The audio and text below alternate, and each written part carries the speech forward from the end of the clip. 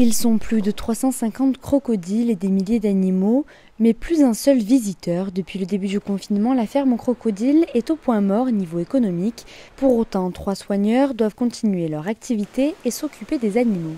Notre activité sur un plan économique, elle est complètement au point mort puisque l'établissement est fermé au public.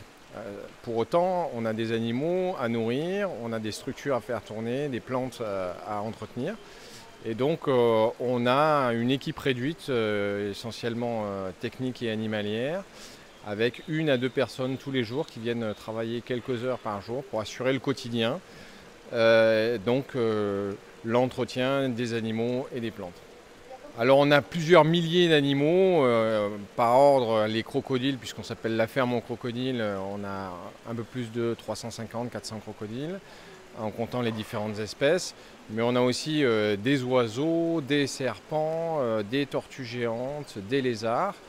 Et tout ça forme une véritable réserve tropicale. Et il faut s'occuper de tout ce petit monde. Et chacun a son régime alimentaire, ses besoins. Alors le reptile, on n'a pas eu trop de différence sur nos animaux à ce niveau-là, puisque c'est des animaux qui n'ont pas trop conscience des visiteurs. Par contre, tout ce qui est oiseaux,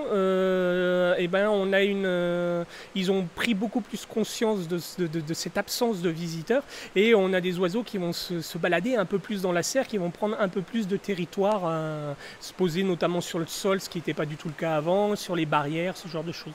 Pour le moment, pas de date de réouverture.